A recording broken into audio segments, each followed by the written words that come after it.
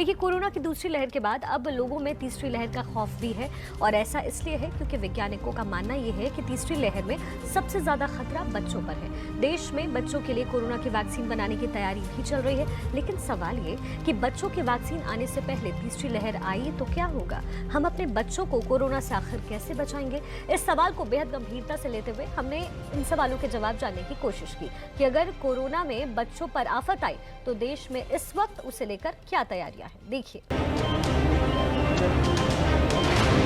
कि यंग लोग in general और एसिम्प्टोमेटिक, इन्फेक्शन होती है पता ही नहीं चलता है। कहा जा रहा है कि तीसरी लहर में सबसे ज्यादा प्रभावित बच्चे होंगे और हमारे बच्चे बिल्कुल एक अनप्रोटेक्टेड या एक वल्नरेबल पॉपुलेशन बन चुके हैं।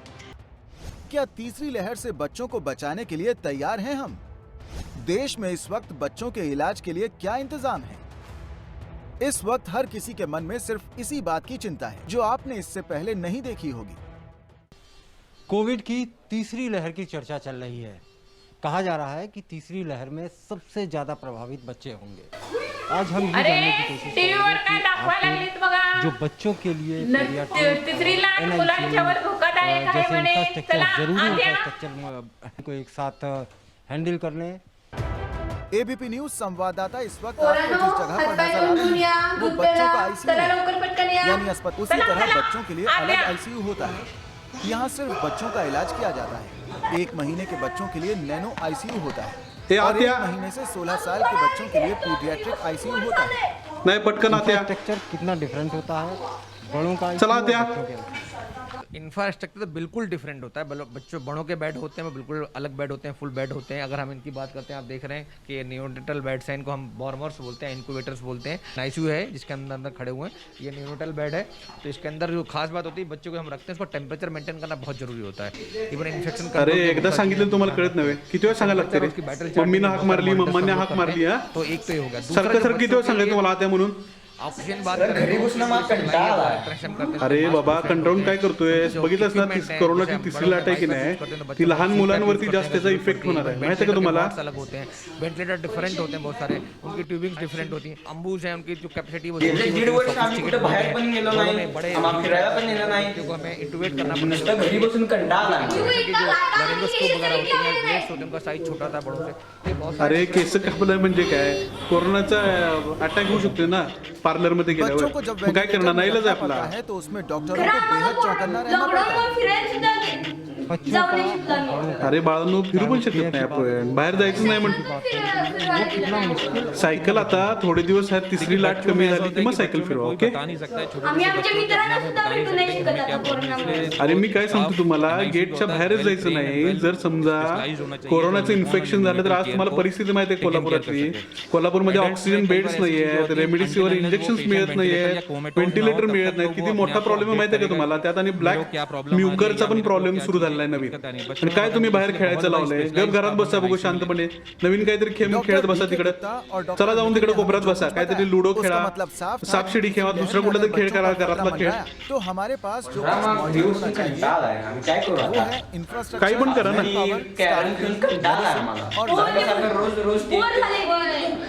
डॉक्टरों का कहना है कि तीसरी लहर में अगर आपके पास हथियार क्रिकेट खेळायला तुमचा बॉल गेटच्या बाहेर जातोय, अजिबात क्रिकेट खेळायचं नाही।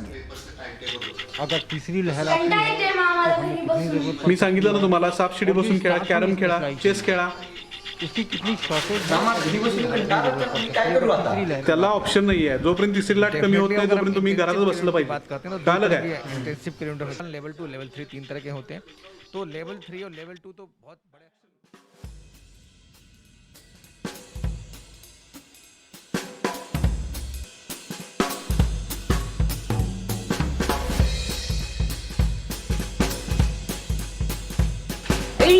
आपण सुपर हिरो पण कोरोनाला हरवू शकतो।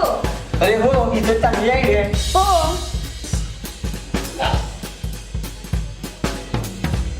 Gate ready to fight corona.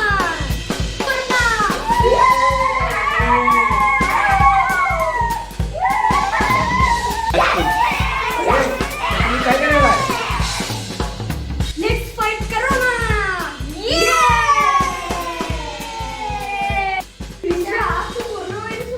ये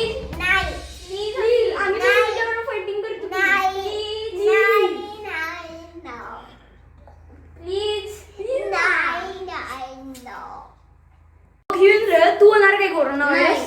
नाही प्लीज हो ना. आम्ही दोघं तुझ्यावर फायटिंग करतो. त्यापेक्षा तू की आम्ही दोघं फायटिंग करतो.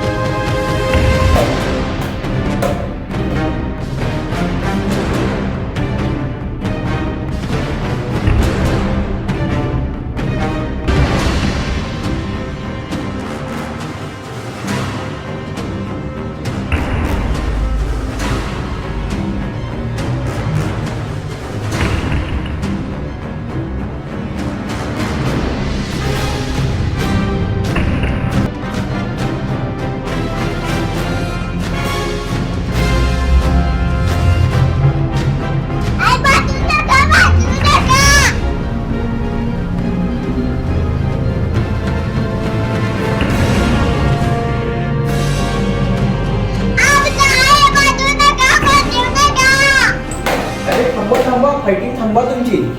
अरे आपल्याला कोरोनाशी फायटिंग करायची आहे, एकमेकाशी नाही फायटिंग करायचं आहे. काय करायला आहे तुम्ही? अरे काय झालं? काय प्रॉब्लेम आहे? भांडणं करायला इथे. कशासाठी भांडणं करत आहेत? हा कोरोना हो म्हणतोय ह्याला आणि हा परत ह्यालाच म्हणाला आहे. तू सांगितलं नाहीस का त्यांना रूल्स कोरोनाशी फाईट कसं करायचं? मी त्यांना सांगितलं, खरं त्यांना कळणार झालं. काय करायचंय मी तुम्हाला सांगतोय. बघ कृष्णा इकडे बघ. कोरोनाशी जर फाईट करायचं असेल ना तर 5-6 सिंपल रूल्स आहेत. फर्स्ट ऑफ ऑल काय करायचं? सोशल डिस्टन्सिंग मेंटेन करायचं. काय करायचं? Social distancing. दुसरं काय करायचं? डबल मास्क घालायचं सगळ्यांनी. काय करायचं? डबल मास्क घालणार ना डबल मास्क? डबल मास्क घालायचं. थर्ड काय करायचं? हँड सॅनिटायझर घरात आणल्यानंतर स्वच्छ हात धुवायचा. काय वापरायचंय? हँड सॅनिटायझर ना हात धुवायचा आहे. नंतर काय करायचं? थोड्या वेळाने साबणाने 20 सेकंदासाठी हात धुवायचा आहे. सारखं साबणाने 20 सेकंदांसाठी हात धुवायचा आहे. काय करायचं? 20 सेकंदासाठी हात धुवायचा. कळलं त्रिशा? त्यानंतर काय करायचं? रोज रात्री झोपताना वाफ घ्यायची. काय घ्यायचंय? रात्री झोपताना रोज वाफ घ्यायची आहे. आणि सगळ्यात महत्वाचं म्हणजे गेटच्या बाहेर जायचं नाही. आणि त्यानंतर भरपूर झोप घ्यायला पाहिजे, भरपूर झोपायला पाहिजे. आणि अंड, मटन, चिकन, सोयाबीन म्हणजे प्रोटीन युक्त खायला पाहिजे. ओके? अशा प्रकारे आपण कोरोनाला हरवू शकतोय. कळलं काय? तुला कळलं? ओके? सगळ्यांना कळलं काय? ओके. असं कोरोनाला हरवायचं, एकमेकांची फायटिंग करायची नाही. ओके? चला.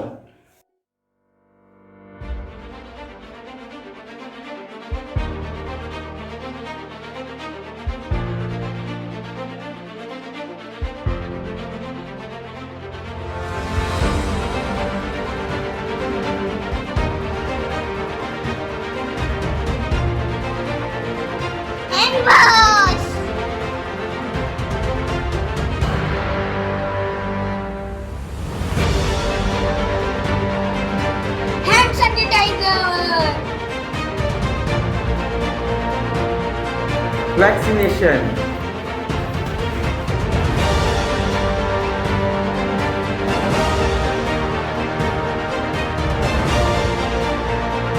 Vaporizer machine.